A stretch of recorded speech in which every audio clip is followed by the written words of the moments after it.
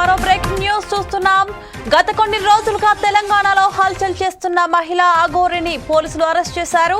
సిరిసిల్ల జిల్లాలోని పవిత్ర పుణ్యక్షేత్రం వేములవాడ రాజన్న ఆలయంలోని దర్గాను కూల్చివేస్తానని మహిళా అఘోరి శపథం చేసింది. తన శపథం నెరవేర్చుకోవడానికి సోమవారం రాత్రి వేములవాడకు వస్తున్న అఘోరిని పోలీసులు అడ్డుకున్నారు. వేములవాడ వైపు కారులో వస్తున్న అఘోరిని తంగళ్లపల్లి మండలం జిల్లెల శివారులో పోలీసులు ఆపివేశారు. తన ప్రయత్నాలు మానుకోవాలని పోలీసులు చెప్పిన మహిళ అఘోరి వినలేదు. తన శపథం నెరవేర్చుకోవాలని, తనను వదిలిపెట్టాలని పోలీసులపై ఆగ్రహం వ్యక్తం చేసింది.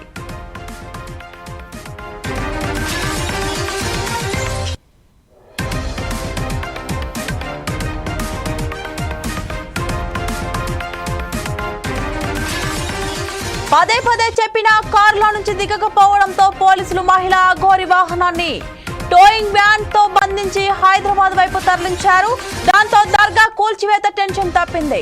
మహిళా అఘోరి అలాంటి పనులు చేస్తే అది మత ఘర్షణలకు దారి తీసే అవకాశం ఉందని, హిందూ ముస్లింల మధ్య గొడవలు జరుగుతాయని భావించి పోలీసులు అప్రమత్తమయ్యారు. దర్గాని కూల్చివేస్తానని మహిళా అఘోరి శపథం చేసింది. దాంతో ఆమె వేములవాడ వైపు ఎప్పుడు వస్తుందా అని నిఘా పెట్టడంతో పాటు వేములవాడ నలువైపులా పోలీసులు మోహరించారు.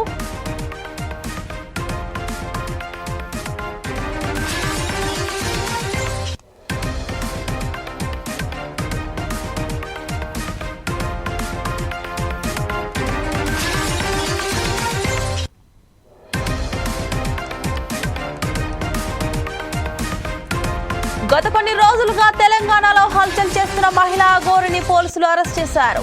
సిరిసిల్ల జిల్లాలోని పవిత్ర పుణ్యక్షేత్రం వేములవాడ రాజన్న ఆలయంలోని దర్గాను కూల్చివేస్తానని మహిళా అఘోరి శపథం చేసింది.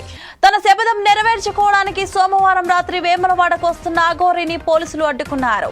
వేములవాడ వైపు కారులో వస్తున్న అఘోరిని తంగళ్లపల్లి మండలం జిల్లెల శివారులో పోలీసులు ఆపివేశారు.